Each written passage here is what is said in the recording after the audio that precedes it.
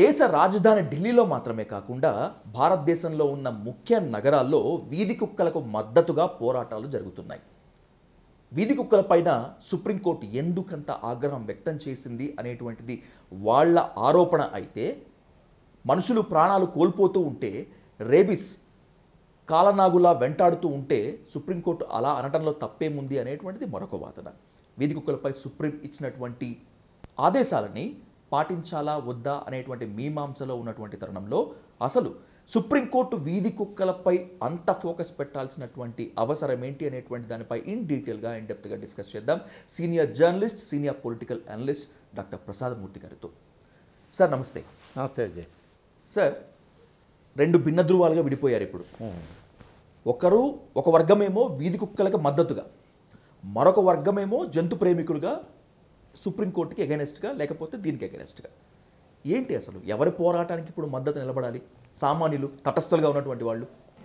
యాక్చువల్గా ఈ దేశంలో విచిత్రం ఏంటంటే, ఏ ఇష్యూ అయినా సరే రెండు రకాలుగా చీలిపోతూ ఉంటారు జనం. కానీ ఇక్కడ వీధి కుక్కల మనుషుల అనేది కాదు. ఆల్రెడీ వీధి కుక్కలు కేవలం ఢిల్లీలోనే లేవు, ప్రపంచవ్యాప్తంగా ఉన్నాయి, మన దేశం అంతా కూడా ఉన్నాయి. ఢిల్లీలో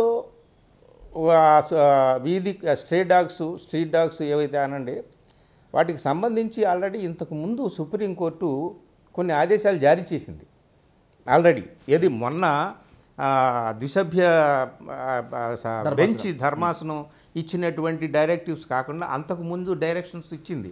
ఏంటంటే వీధి కుక్కల్ని, స్ట్రీట్ డాగ్స్ని మీరు స్టెరిలైజ్ చేయండి, ఇమ్యూనైజ్ చేయండి, అలా వ్యాక్సినేషన్ ఇవ్వండి, ఇచ్చి వాటిని మళ్ళీ యథాస్థానాల్లో పెట్టండి అనేటటువంటిది సుప్రీంకోర్టు అంతకుముందు ఇచ్చింది డైరెక్షన్. సో అది దానివల్ల ఏమవుతుంది అంటే, వాటి పాపులేషన్ కంట్రోల్ చేసినట్టు అవుతుందన్నమాట. అవి సంఖ్య పెరగదు. మన ఇష్టం వచ్చినట్టుగా మనుషులు పెరిగిపోయినట్టుగా మనం ఈ కొంచెం జాగ్రత్త తీసుకుంటే వాటి పాపులేషన్ పూర్తిగా అరికట్టవచ్చు, ఇంత దారుణంగా ఉండదు. సో అది సుప్రీంకోర్టు ఇచ్చినటువంటి డైరెక్షనే. మళ్ళీ వెంటనే అక్కడ ఏదో ర్యాబిస్ కేసు వచ్చింది, ఒక పాప చనిపోయింది అనేటటువంటి దాని మీద తీసుకొని ఒక టైమ్స్ ఆఫ్ ఇండియాలోనే ఎక్కడోనో ఒక చిన్న వార్తా కథనం వస్తే దాన్ని మోటోగా తీసుకొని సుప్రీంకోర్టు మళ్ళీ మీరు ఇమీడియట్గా ఆ కుక్కలను పట్టుకొని వాటిని రీలొకేట్ చేసేయండి, షెల్టర్స్లో పెట్టేసేయండి అని అన్నారు. సార్ బాగానే ఉంది. ఎన్ని కుక్కల్ని రీలొకేట్ చేస్తారు, షెల్టర్స్లో పెడతారో? దాదాపు 8 to 10 lakhs స్ట్రీట్ డాగ్స్ ఉన్నాయి ఢిల్లీలో అని చెప్పి లెక్కలు చెప్తున్నాయి. సో ఇమీడియట్గా 8 weeks టైం ఇచ్చింది సుప్రీంకోర్టు. 8 weeksలో రీలొకేట్ చేయాలని, షెల్టర్స్లో పెట్టాలని. 8 weeksలో పెట్టడానికి 1000 కుక్కలను పెట్టడానికి కూడా షెల్టర్స్ లేవు. అంటే అల్టిమేట్గా ఏం చేయబోతున్నారు మీరు? సుప్రీంకోర్టు చంపేయమని చెప్పదు కదా, కానీ ఈ జిహెచ్ఎంసీ వాళ్ళు మున్సిపాలిటీ వాళ్ళు ఏం చేస్తారంటే తీసుకెళ్ళి మనుషుల్ని ఎన్కౌంటర్ చేసినట్టు కుక్కను కూడా మాస్ లెవెల్లో కిల్లింగ్ చేసేసి చంపేసేటటువంటి అవకాశం. అంతకు మించి దీనికి ఇంకొక రకంగా అవకాశం లేదని చెప్పేసి చాలామంది ఎన్జిఓలు కానీ, జంతు ప్రేమికులు కానీ, డాగ్ లవర్స్ కానీ, వీళ్ళందరూ చాలా ఆర్గనైజేషన్స్ కానీ అన్నీ కూడా ఒక్కసారిగా ఆందోళన వ్యక్తం చేయడం ప్రారంభించాయి అన్నమాట. అందుకే ఒక్కసారిగా అవుట్ బర్స్ట్, అందరూ కూడా చాలా దుఃఖం వచ్చింది అందరికి. అయ్యో వాటిని అంతటిని, అవి కూడా జీవాలే కదా, నోరులేని జీవాలు కదా అని చెప్పేసి వాళ్ళు బాధపడుతూ దుఃఖపడుతూ, కొంతమంది అయితే ఏడుస్తూ, సదా లాంటి వాళ్ళు, సినిమా యాక్టర్స్ సదా లాంటి వాళ్ళు అయితే ఏడుస్తూ ఆవిడ వీడియో చూశారు. చాలామంది సుప్రీంకోర్టుకి వెళ్ళారు. దాని మీద మళ్ళీ త్రిసభ్య ధర్మాసనం మళ్ళీ కూర్చొని ఉంది. దాని మీద వాదనలు వినిపించారు. కపిల్ సిబాల్ కానీ, ఇట్లాంటి అభిషేక్ మను సింఘ్వి కానీ, వీళ్ళందరూ కూడా స్ట్రీట్ డాగ్స్కి, ఎన్జిఓస్కి అనుకూలంగా వీళ్ళు వాదనలు చేశారు. వీళ్ళు చెప్తున్నది ఏమిటంటే, అక్కడ సాలిసిటర్ జనరల్ ఉంటాడు కదా గవర్నమెంట్ తరఫున, ఆయన చెప్పేది ఏంటంటే ఇన్ని లక్షలకి ర్యాబిస్ కేసులు ఉన్నాయి, మొత్తం దేశవ్యాప్తంగా ఎంత ఉంది, ప్రపంచవ్యాప్తంగా ఎంత ఉందని అవేవో లెక్కలు చెప్పి వీళ్ళు ఏం చెప్పారు? కపిల్ సిబాల్ అనేవాళ్ళు గోవా కానీ, రాజస్థాన్, కొన్ని ఢిల్లీ, ఈ 3-4 రాష్ట్రాలు తీసుకొని పార్లమెంట్ రికార్డ్స్లోనే 2022 నుంచి 25 వరకు ఒక్క ర్యాబిస్ కేసు కూడా లేదు అని చెప్పేసి వీళ్ళు మీ రికార్డ్స్ చెప్తున్నాయని చెప్పి వీళ్ళు చెప్పారు. సో ఏది ఏమైనా సరే దీని మీద కొంచెము మానవుల పట్ల చూపించే మానవీయత, జంతువుల పట్ల చూపించేటటువంటి ఆ కరుణ ఏదైతే ఉందో ఆ సానుభూతి చూపించి వాటిని ఇంతకుముందు మీరిచ్చినటువంటి ఆదేశాలకే కట్టుబడి వాటికి తీసుకోవాల్సినటువంటి జాగ్రత్తలు తీసుకుంటే ఇంత ప్రమాదాలు రావని వీళ్ళు వాదించారు. సుప్రీంకోర్టు కన్విన్స్ అయినట్టుగా కనిపించింది. ఎందుకంటే అక్కడ మున్సిపాలిటీ అధికారులను కూడా చేవాట్లు పెట్టింది ఇదే సందర్భంగా. మీరు చేయాల్సినటువంటి పనులు మీరు చేయలేదు అని చెప్పి అక్కడ స్టెరిలైజేషను ఇవన్నీ కూడా చేయాలి. వాటికి చేయాల్సినటువంటి పనులు చేయలేదు. అందుకని పాపులేషన్ పెరుగుతూ వచ్చింది. సో మీ లోపాలు మీలో ఉన్నాయని చెప్పేసి అన్నారు. దీని మీద మేము కోర్టు తీర్పు రిజర్వ్లో పెడుతున్నామని చెప్పేసి అంటే బహుశా రీథింక్ చేస్తుందేమో సుప్రీంకోర్టు తను ఇచ్చినటువంటి, ఎందుకంటే కాన్ఫ్లిక్ట్ ఆఫ్ డైరెక్షన్స్ అంతకుముందు అదే సుప్రీంకోర్టు ఒక రకమైనటువంటి డైరెక్షన్ ఇచ్చింది, ఇప్పుడు ఒక రకమైనటువంటి డైరెక్షన్ కాన్ఫ్లిక్ట్ వచ్చింది. కాబట్టి దీని మీద రీథింక్ చేసే అవకాశం ఉందేమో అని ఇదొక పాయింట్. ఇంకొక పాయింట్ ఏమిటంటే చాలామంది వెటకారంగా అపహాస్యంగా కుక్కల మీద ప్రేమ మనుషుల మీద లేదా, మనుషులు చచ్చిపోతే లేదా అంటే మనుషుల మీద ప్రేమకి here I have a question sir, here I have a question. స్కూల్కి వెళ్ళే పిల్లల్ని వీధి కుక్కలు నానా రకాలుగా కరిచాయి. పసి గుడ్డులని కూడా చీల్చి చంపేశాయి. గుజరాత్లో ఒక నిండు గర్భిణిని వీధి కుక్కలు పంచుకొని తిన్నాయి. టు బి ఫ్రాంక్, ఈరోజు వీధి కుక్కలు నిర్మూలించండి, వీధి కుక్కలపై చర్యలు తీసుకోండి అని చెప్పి సుప్రీం ధర్మాసనం ఆర్డర్స్ ఇచ్చేటప్పటికి సదాఫ్ సయ్యద్ మహమ్మద్ నుంచి ప్రతి ఒక్కళ్ళు వీధి కుక్కల మద్దతుగా ఏడ్చుకుంటూ వీడియోలు పెడుతున్నారు కదా. మరి అప్పుడంతా ఎక్కడికి వెళ్ళారు వీళ్ళంతా, ఈ జంతు ప్రేమికులు? మనుషుల ప్రాణాలు కదా, కేవలం వీధి కుక్కలవేనా? అంటే నేను ఇక్కడ ఒకటి చెప్తున్నాను విజయ్, ఇన్సిడెంట్స్ అనేవి కేవలం వీధి కుక్కలే బేబత్సం సృష్టించవు. ఒక్కొక్కసారి అంతకు మించినటువంటి బేబత్సం ఈ దేశంలో మనుషులు కూడా సృష్టించినటువంటి ఘటనలు చాలా ఉంటాయి. అలాగని చెప్పేసి మొత్తం అంతా కూడా మాస్ లెవెల్లో కిల్లింగ్స్కి వెళ్ళం. ఇప్పుడు ఎవడో మాంసం అమ్ముతున్నాడని చెప్పి, గొడ్డు మాంసం అమ్ముతున్నాడని చెప్తే వాడు ఆవు మాంసం అని చెప్పి మాబ్ లించింగ్ చేసిన ఘటనలు ఈ దేశంలో ఎన్ని జరగలేదు? ఎన్ని జరగలేదు? అలాగే మీరు జంతువుల్ని మీరు ఇళ్లలో పెట్టుకోవచ్చు కదా, మీరు పెళ్ళిళ్ళు చేసుకోవచ్చు కదా అని చెప్పి కొంతమంది రామ్ గోపాల్ వర్మ లాంటి వాళ్ళు మాట్లాడుతున్నారు. మనం ఇప్పుడు అయ్యా పేదవాళ్ళ పట్ల చర్యలు తీసుకోండి, వాళ్ళకి అనాథులు ఉన్నారు, అభాగ్యులు ఉన్నారు, వాళ్ళు రోడ్ల మీద చచ్చిపోతున్నారు అని చర్యలు తీసుకోమంటే నువ్వు తీసుకొచ్చి వాళ్ళని ఇంట్లో పెట్టుకోవచ్చు కదా అని అంటే ఎలా ఉంటుంది? అలా ఉంటుంది ఇది కూడా. కానీ మనుషులకి కుక్కలకి పోలిక, అఫ్కోర్స్ విశ్వాస జంతువులు, విశ్వాసానికి ప్రతీకలు అని చెప్పి కుక్కలకి పేరున్న మాట వాస్తవమే. చాలా సందర్భాల్లో కుక్కలు అలా వ్యవహరించిన మాట కూడా వాస్తవమే. కానీ మనుషుల్ని వీధి కుక్కల్ని ఎలా పోల్చి చూస్తాం ఇక్కడ ఏమిటంటే ఒకటి అంటే ఇప్పుడు దాన్ని చరిత్ర చూసుకున్నా, జంతువుల యొక్క చరిత్ర చూసుకున్నా, లేదా సైన్స్ ప్రకారం చూసుకున్నా, ఈ కుక్కలు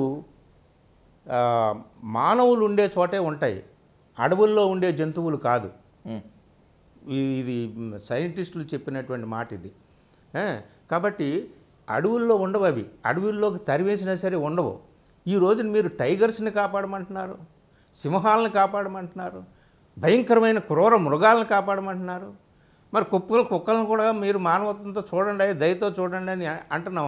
వాటిని ఏమి తీసుకొచ్చి నెత్తి మీద పెట్టమని అనట్లేదు. మీరు వాటి పాపులేషన్ని కంట్రోల్ చేయొచ్చు. ఇవాళ లక్ష ఉంటే ఆ లక్ష సంఖ్యని అట్లాగే ఉంచితే రేపొద్దున ఆ పాపులేషన్ తరిగిపోతుంది. అవి మీ చేతుల్లో ఉంది, ఆ పవర్ ఉంది, ఆ యంత్రాంగం ఉంది, అన్ని అవకాశాలు ఉన్నాయి.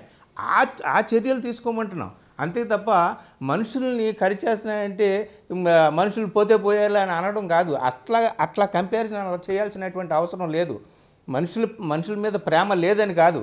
కుక్కల్ని ప్రేమించండి అంటే మనుషుల్ని ద్వేషించండి అని అర్థం కాదు. దానికి అసలు సంబంధమే లేదు. కుక్కలు అడవిలో ఉండేవి కాదు, క్రూర జంతువులను కూడా ఈ రోజున మీరు సంరక్షించాలి. వన్యప్రాణి సంరక్షణ చట్టం ఉంది మనకి. వీటిని అన్నింటినీ సంరక్షించాలని చెప్తున్నప్పుడు కుక్కల్ని సంరక్షించాలని ఎవరైనా చెప్తే అది తప్పే ఉంది. సంరక్షించాల్సినటువంటి బాధ్యత ప్రభుత్వానిది అని చోట్ల ఇప్పుడు మన హైదరాబాద్లో కూడా ఉంది. మా దగ్గర ఒక కుక్క ఉంది, గోల్డీ అని.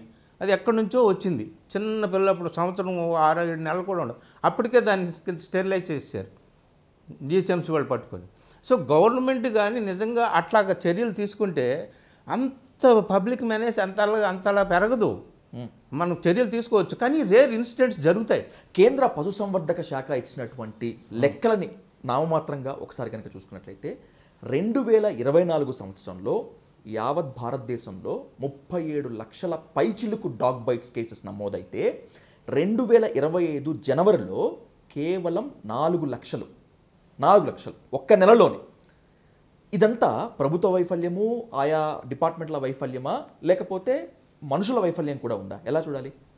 అంటే ఖచ్చితంగా మనం ప్రభుత్వాల వైఫల్యమే అని చెప్తాం. కానీ ఘటనలు జరుగుతాయండి. రేర్ రేర్ ఘటనలు జరుగుతాయి.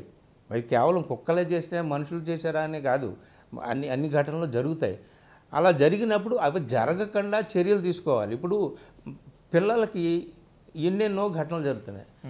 మొన్న కొన్ని రోజుల క్రితమే ఒక స్కూల్ పిల్లవాడు వెళ్తున్నాడు, ఆటో వాడి మీద నుంచి ఎక్కేసింది, వాడు చచ్చిపోయాడు. అలాగని చెప్పేసి మొత్తం ఆటోలని నిషేధించలేం కదా. అలాగా రోడ్డు మీద యాక్సిడెంట్లు అయి చచ్చిపోయినటువంటి స్కూల్ పిల్లలు ఎంతమంది లేరు మీరు తీసుకోండి. చాలా ఘటనలు జరుగుతూ ఉంటాయి.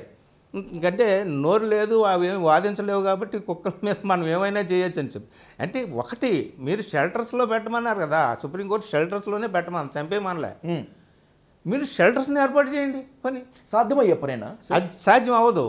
సాధ్యమయ్యే పని ఒకటే. ఇప్పుడు ఒక అతిపెద్ద ఉద్యమం లాగా స్టెరిలైజేషన్ చేయటం అంటే ఎంతో కొంత సాధ్యపడొచ్చేమో, కానీ షెల్టర్స్ నిర్మించడము, మళ్ళీ వాటిని తీసుకొచ్చి రీలొకేట్ చేయడం అత్యధిక వ్యయ ప్రయాసంతో కూడుకున్నది కదా. అందుకనే అవి అంత అంత అది షెల్టర్స్ అనేది గోవులకే షెల్టర్స్ లేనటువంటిది. ఇప్పుడు వీళ్ళు గోరక్ష కేంద్రాలు అంటున్నారు కదా.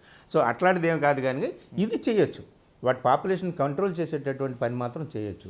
ఒక 5-6 సంవత్సరాలు ఇప్పుడు ఫ్యామిలీ ప్లానింగ్ ఏ విధంగా అయితే మన దేశంలో ఇంప్లిమెంట్ చేశారో, అదేవిధంగా వీటిని కూడా కంట్రోల్ చేసేటటువంటి చర్యలు కానీ ఒక 5-6 సంవత్సరాలు కంటిన్యూస్గా తీసుకుంటే వాటి పాపులేషన్ ఎక్కడున్నది అక్కడే ఆగిపోతుంది. ఇంకా పెరగకుండా చేయొచ్చు అనమాట.